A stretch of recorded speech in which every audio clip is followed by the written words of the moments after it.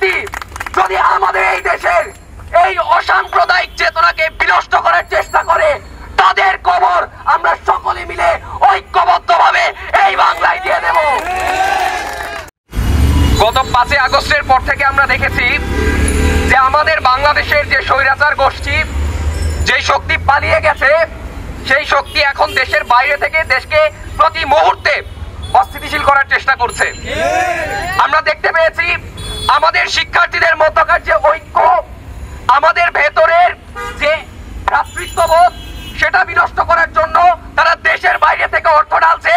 আমাদের কলেজে কলেজে তারা সম্প্রীতি নষ্ট করছে, আমাদের বিশ্ববিদ্যালয়ের শিক্ষার্থীদের মধ্যে তারা সম্প্রীতি নষ্ট করছে। এই বাংলাদেশ সৃষ্টির পর থেকে আজীবন অসাম্প্রদায়িক থেকেছে, অসাম্প্রদায়িক থাকবে। কোন অপশক্তি যদি আমাদের এই দেশের এই অসাম্প্রদায়িক চেতনাকে বিনষ্ট করার চেষ্টা করে, তাদের কবর আমরা সকলে মিলে ঐক্যবদ্ধভাবে এই বাংলায় দিয়ে দেব। আমাদের ভাই সাইফুলকে যারা হত্যা করেছে তারা জেনে রাখুক, সাইফুলের প্রত্যেকটি ভাই এখন আমরা রাস্তায় দাঁড়িয়ে আছি, আমরা এই বাংলাদেশে এখনো বেঁচে আছি। তারা যদি মনে করে তারা সাইফুলদেরকে হত্যা করে আমাদের দেশে অস্থিতিশীলতা তৈরি করবে, আমাদের ঐক্য বিনষ্ট করবে, আমাদের দেশকে ধর্মের নামে বিভক্ত করবে, তবে তারা ভুল ভাবছে।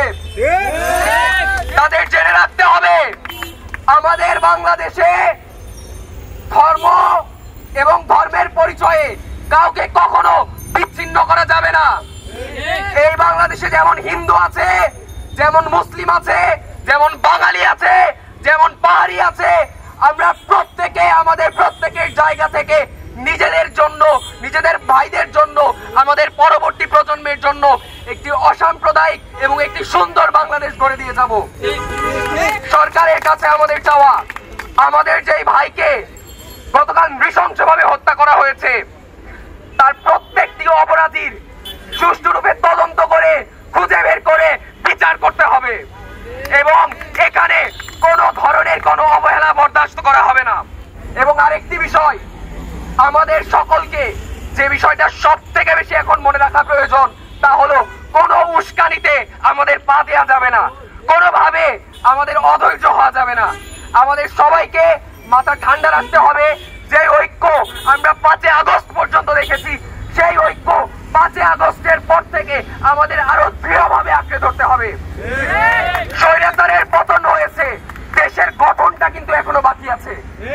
শুধু পতন হলে হবে না, গঠনটা আমাদের সবাইকে একসাথে হাতে হাত রেখে, কাঁধে কাঁধ রেখে নতুন বাংলাদেশ গড়ে তুলতে হবে।